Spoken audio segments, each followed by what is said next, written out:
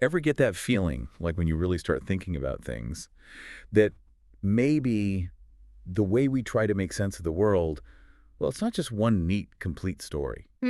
Yeah, I see what you mean. It's more like we're piecing together different perspectives, each one adding a little more to the picture. Definitely. And that takes us straight to what we're diving into today. Scientific pluralism. Okay, so right off the bat, what exactly does that mean? Well, it's this philosophical idea that looks at the whole huge landscape of science, all those different fields and different ways of figuring stuff out, the different theories about, well, basically everything. And it suggests that all that variety, that's not a bad thing. It might actually be a major strength. So hold on. Instead of searching for one big unifying theory of everything, this scientific pluralism says, hey, maybe different ways of understanding the world are actually a good thing. Exactly. It's like a plurality of pluralisms, Yeah. right? And today we're going to dig into the sources and see why that might be the key to uncovering some really deep knowledge. Awesome. But this isn't some brand new idea that just popped up, is it? I feel like I've heard whispers of this before. Oh, it's definitely got a history. It really gained momentum in the decades after World War II, especially in the 70s and 80s. Okay, so what was happening then? There was this growing sense that those big unifying theories, they were kind of missing the point. They weren't really reflecting how messy and complex science actually is. I can see that. Like trying to force everything into one box when it just doesn't fit. Right. People started noticing that theories don't always line up perfectly, and that there are tons of different ways to investigate the world. Even the things scientists study, well, there's no single agreement on what they are. Oh, wow. So a lot of disagreement then. And actually, having different voices and different ideas in science, that turned out to be really important. Makes sense. Different perspectives, different ways of seeing things. Exactly. So this whole idea emerged that scientific progress might not always be about finding one grand unified explanation. Sometimes it's about recognizing and using all that diversity to our advantage. So it's not about squishing everything together. It's about appreciating all the different pieces of the puzzle. You mentioned this wasn't a brand new idea, though. Oh yeah, for sure. After the war, the philosophical scene was pretty fragmented. Different conversations were happening in different parts of the world. It's super interesting, actually. Like how so? Well, in West Germany, for example, scientific pluralism was a big deal. It came out of these big debates about positivism and critical rationalism. Thinkers there, they saw this embracing of multiple approaches as like essential for avoiding dogmatism. Avoiding what now?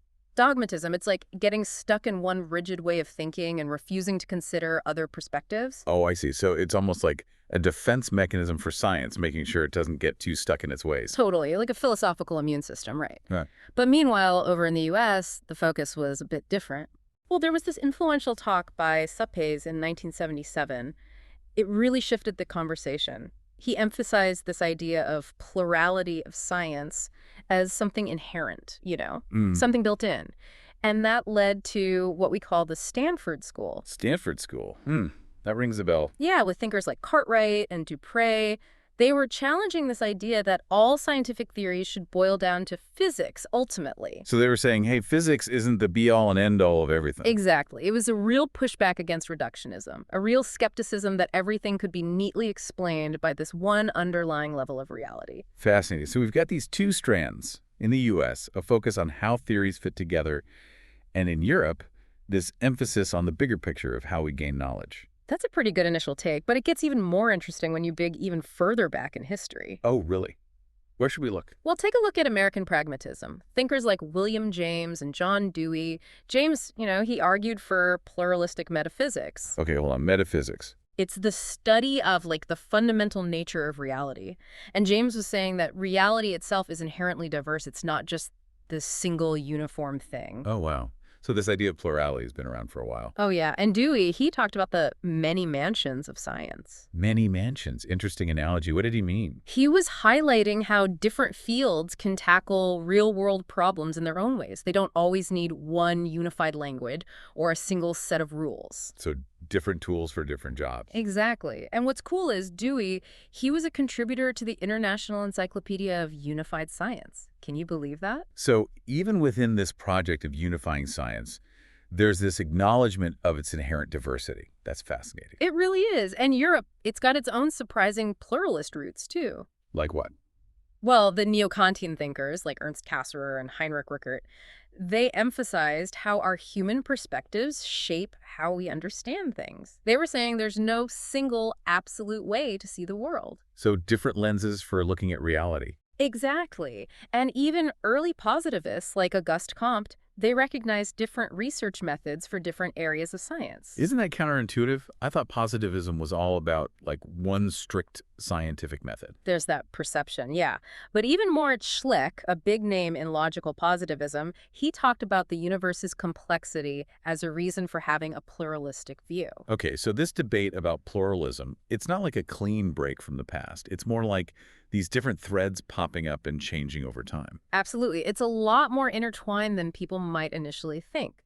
Now, we've talked about these big historical currents, but to really get into the weeds here, we need to look at the specific ways this plurality of pluralisms actually shows up. And I think we outlined four main areas, right? That's right. We were going to look at how pluralism pops up in our scientific theories, models, and explanations. Then, the diversity of practices and methods.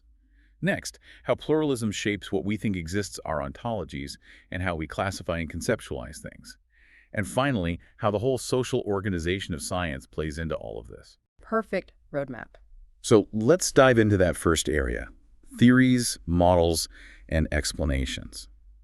Seems like a good place to start is with that tension between intertheoretic reduction and the rise of anti-reductionism. Definitely. So reductionism, that was this really seductive idea, this vision of unifying all the different levels of scientific understanding, from sociology and psychology all the way down to physics. So it's like everything can be explained by physics, ultimately. Right. The idea was to have this pyramid of knowledge with physics at the base and everything else sort of built on top of that, explaining how things worked at higher levels. It's like the ultimate dream of a theory of everything, right? Totally.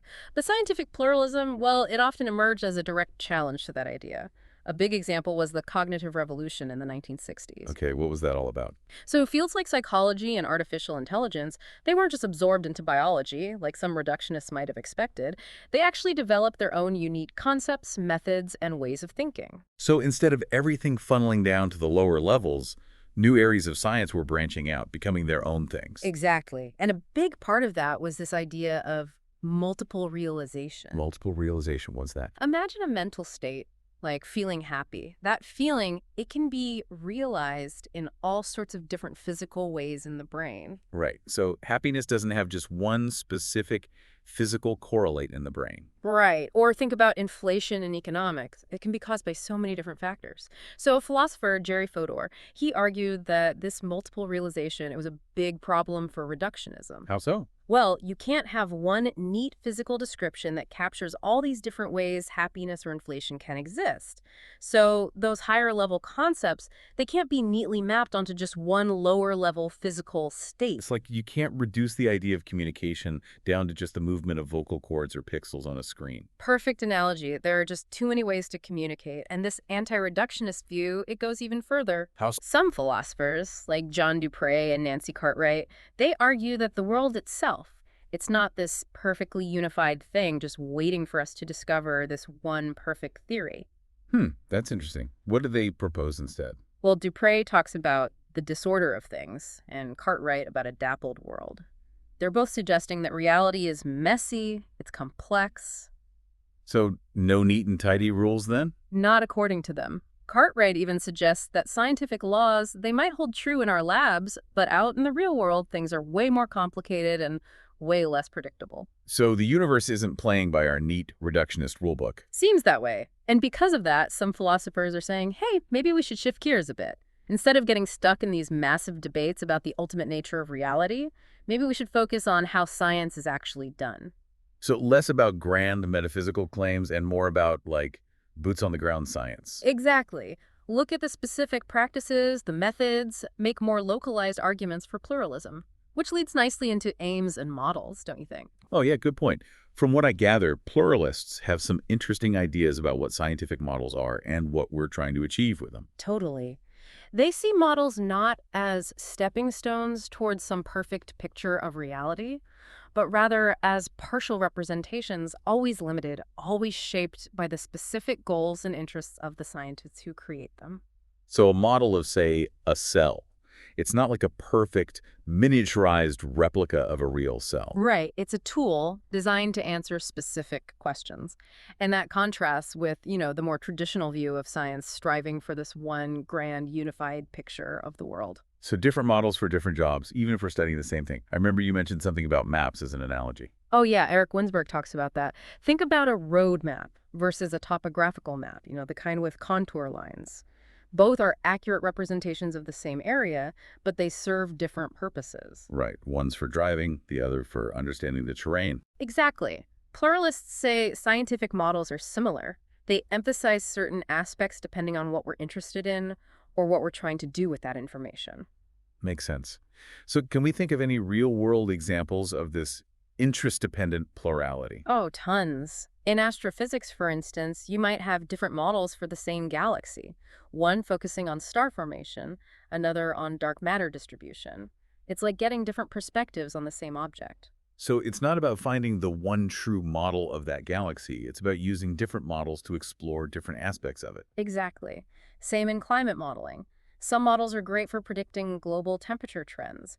Others are better at simulating regional changes or the impact of specific policies. And each model is useful for its own purpose, right? Totally. And Helen Longino, she points out how in behavioral biology, you might have different models for something like aggression in animals, depending on whether the researcher is focusing on evolutionary history or hormonal influences or maybe social learning. So the questions we're asking guide the types of models we build. But what happens when those models, the ones supposed to help us understand the same thing, what if they contradict each other? You mentioned this problem of inconsistent models. Ah, yeah, that's a tricky one. It's a real challenge for those who believe in this one true unified view of reality. You have different models, all supposed to represent the same thing, but giving us conflicting accounts. Imagine having two weather models, both claiming to be accurate, but one predicts sunny skies and the other a blizzard. Uh-huh, exactly. Yeah. So how do pluralists deal with that? Yeah, what do they say? Well, some, like Longino and C. Kenneth Waters, they suggest maybe the world itself is just inherently messy. So it's not that one model is right and the other wrong, it's that the phenomenon itself is so complex, it resists one neat explanation. Right. Others, like Angela Patuchnik, focus on the scientists themselves. She suggests that different research agendas, maybe even competing interests, can lead to this ongoing use of different, sometimes inconsistent, models. So the inconsistency might reflect not the reality itself, but the different ways scientists are approaching it. That's one way to see it. And then there are those who focus on the historical development of these models.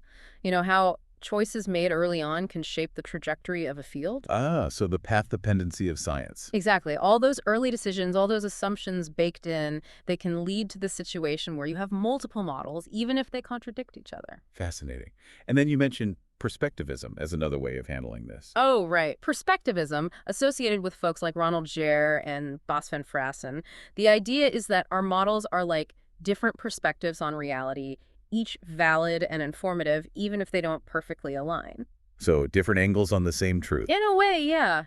The debate is whether you can hold this view and still be a realist, someone who believes our models are telling us something true about the world itself. It's like acknowledging the limits of our perspectives while still believing they're showing us something real. Tricky balance. It is. And then there's this whole debate about pluralism and relativism, remember? Oh, yeah. Where does that fit in? Well, pluralism tries to be this middle ground, right? Not anything goes, but accepting that there can be multiple valid ways of understanding things. But some worry that this could slide into relativism. Which is like all perspectives are equally valid no matter what. Right, even those with no evidence or logic behind them. Pluralists, they try to emphasize that there are still standards for evaluating models and theories, but it's definitely a blurry boundary. A lot of nuance to untangle there. Okay. Shifting gears a bit, within this whole area of theories and explanations, we also wanted to talk about explanatory pluralism. Seems like this is specifically about the different ways we try to explain things in science, especially across different disciplines. Right. Explanatory pluralism, it looks at all the different strategies scientists use to provide explanations. And this variety, it can come from different ideas about what makes a good explanation or from focusing on different levels of analysis. So it's not just about answering why, but also about what kind of why we're looking for. Exactly. And some say it also depends on the specific question we're asking. It's like the why behind a bird's migration pattern might be different from the why behind its mating rituals. So different explanatory tools for different jobs. Right. And this raises questions about how these different explanations relate to each other. Is it a competition where we're trying to find the one best explanation, or can they all be compatible, each providing a piece of the puzzle? Hmm, that's interesting. So it's not always about replacing one explanation with another, but maybe seeing how they can all work together. Totally. Especially when we're talking about complex issues that need insights from different fields. And this is where interdisciplinary research comes in, right? But there are challenges there too. Like what? Well, just bringing together different explanations doesn't automatically mean we've achieved a unified understanding. Right. It's not like mixing different paints and getting a perfect blend. Sometimes the colors clash. Exactly. So there's a lot of philosophical work to be done on what integration really means and when it actually works. It sounds like a delicate dance. Okay, we've covered a lot on the what of science. Let's shift to the how, our second big area, practices and methods. Awesome. Time to get into the nitty-gritty of how science actually gets done. And it seems like methodological pluralism is a good place to start. Definitely. So this idea argues that the diversity of methods in science, it's not just some accident. It's either unavoidable or maybe even a good thing. You mean like the fact that a biologist studying cells uses different methods than an astronomer studying galaxies? Exactly. Yeah. Now, Ian Hacking, he makes this really useful distinction between scientific method with a capital M and methodology with a small m. The capital M method, that was this dream of a single, unified logic for justifying scientific claims. Oh, like that universal checklist for doing good science? But didn't that idea kind of fall apart? Yeah, ultimately. It turned out that there's no single recipe that works for everything, so the focus shifted to methodology with a small m. That's about the actual diverse ways scientists go about their work, collecting data, testing hypotheses. So it's less about a rigid set of rules and more about the practical tools and techniques scientists use in different contexts. Exactly. And this shift was really influenced by fields like science and technology studies, or STS.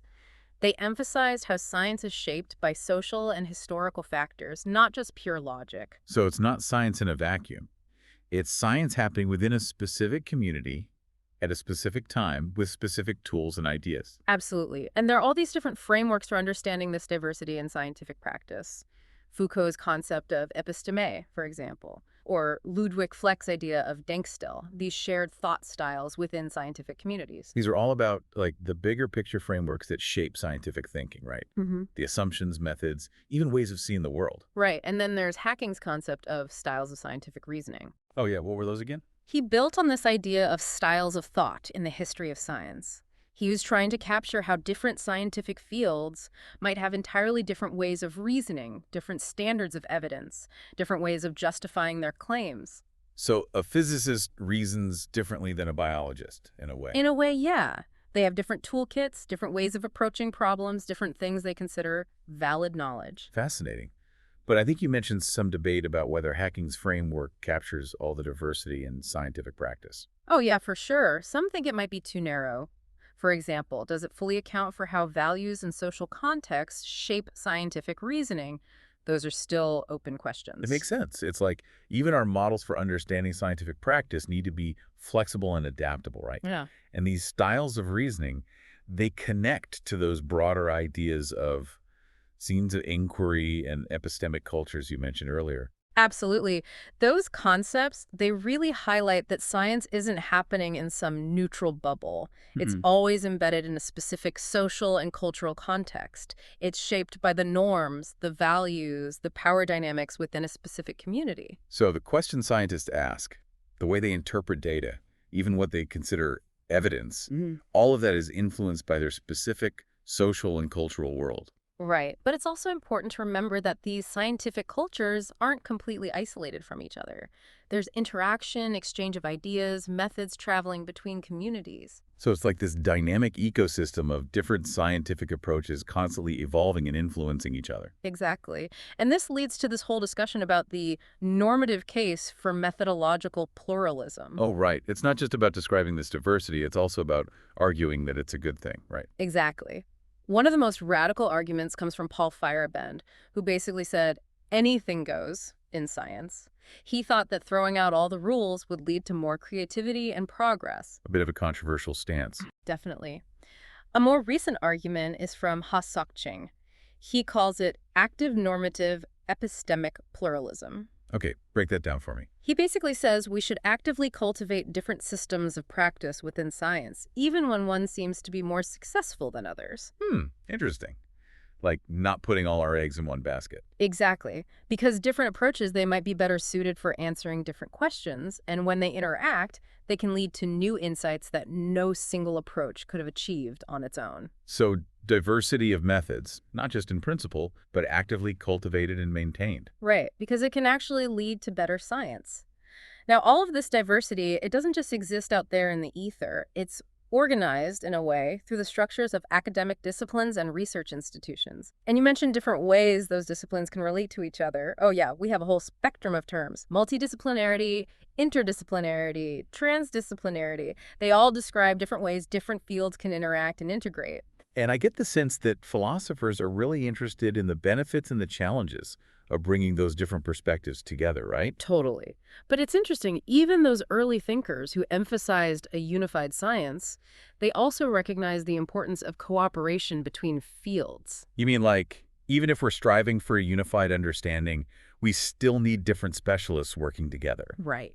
Like Otto Neurath, he emphasized how connecting findings from different disciplines is crucial for tackling complex real-world problems. And John Dewey, with his pragmatist view, he saw scientific unity as more of a social project. So less about finding one overarching theory and more about coordinating different forms of expertise to solve practical problems. Exactly. He thought the social interconnectedness was even more important than a single unified language for science. And there are many ways this integration can happen. Sharing explanations, developing models together, even creating joint research projects. And the assumption is that the more integration, the better. That's often the assumption, yeah. But there's this idea of training zones that challenges that. It was developed by Peter Gallison. Okay, what are trading zones? Basically, he shows how fruitful collaboration can happen even when researchers have different basic concepts, different theories, even different understandings of what's real. So they can still work together, even if they don't agree on everything. Right. As long as they can agree on some shared protocols for that specific project, it's like specialists from different fields coming together to build a bridge. You know, they might speak slightly different technical languages, but they can still find a way to communicate and work towards that shared goal. A kind of pragmatic unity, focused on the task at hand. That makes sense. You also mentioned something about scientific imperialism, though, which sounds a bit more problematic. Yeah, that's a concern. It's when one discipline tries to force its methods and theories onto another, even when they might not be appropriate. Like, imagine trying to explain a complex social phenomenon purely through the lens of evolutionary biology. I can see how that could be reductive and miss important aspects. Right, and pluralists often push back against that, calling for more inclusive perspectives. But it's also a complex issue. Sometimes what looks like imperialism can actually lead to productive new insights. It's a delicate balance. So it's about being mindful of the limits of our models and theories and recognizing when they need to be adapted or even replaced when applied to different domains. Exactly. And then there's this whole other level of interaction between academic science and non-academic stakeholders. You mean involving the public, Yeah. citizen science, that sort of thing. Right. There's this growing recognition that knowledge and expertise exist outside of universities and labs, and bringing those diverse perspectives into the scientific process can be hugely beneficial. It makes sense, like involving people who are directly affected by a particular issue. They might have crucial insights that scientists might miss. Absolutely. And this connects to those broader movements toward transdisciplinarity and open science. It's about breaking down the traditional barriers between science and society. But I imagine there are challenges too, right? Trying to integrate different types of knowledge and expertise. Definitely. There are questions about how to do it effectively, how to ensure those different voices are heard and respected, and how to address potential power imbalances. It's a work in progress. It sounds like a really exciting, but also challenging direction for science. Okay, we've explored a lot with theories, methods, and how science actually gets done. Now on to those big philosophical questions. Ontologies, classifications, and concepts. We're getting into the nature of reality itself. Buckle up. We're about to dive into metaphysics and epistemology. Okay, so what's the starting point here? Well, A traditional view in philosophy of science is that there's one fundamental way reality is structured, and that the goal of science is to, uncover that structure, that ultimate truth. Like one grand map of everything. Right, but ontological pluralism, it challenges that. It says our concepts and our understanding of what exists, those are diverse. They're shaped by our interests, our values, even our specific research goals. So instead of one grand map, we might have multiple maps, each highlighting different features depending on what we're trying to find. Love that analogy. And to really get into this, we need to talk about the tradition of natural kinds. Now, what was that about again? Basically, it's the idea that science discovers these real objective categories in nature, like biological species, for example. Biologists aren't just randomly grouping organisms together, they're identifying real patterns in the world. Right, like carving nature at its joints. Exactly. But ontological pluralists, they argue against this idea that there's only one right way to carve up reality. Hmm, interesting. What do they say instead? Well, they point to areas like biology, where even with tons of research, there's no single universally agreed upon way to define a species. Seriously. But a species, that seems like such a fundamental unit of life. You'd think so, right?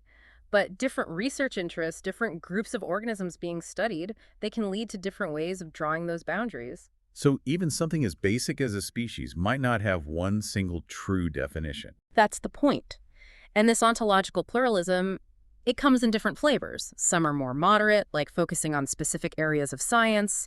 Others are more radical, suggesting that even non-scientific ways of classifying the world, like those found in indigenous cultures, might be valid and informative. Wow, that really expands the scope of what we consider legitimate ways of understanding the world. It does, and it raises questions about this whole idea of natural kinds.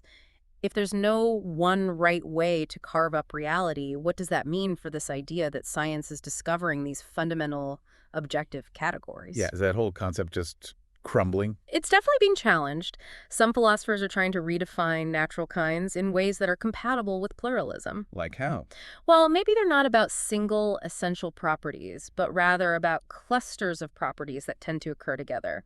Or maybe they're more like nodes in a complex network of causal relationships. So less about hard boundaries, more about fuzzy categories. In a way, yeah, but some philosophers are saying, look, this whole natural kinds thing, it's just not working anymore. Let's move on. So a pretty fundamental debate within philosophy of science. And what about realism in all of this? If we're saying our categories are shaped by our interests and values, can we still claim to be describing the world accurately? Right, that's a key question.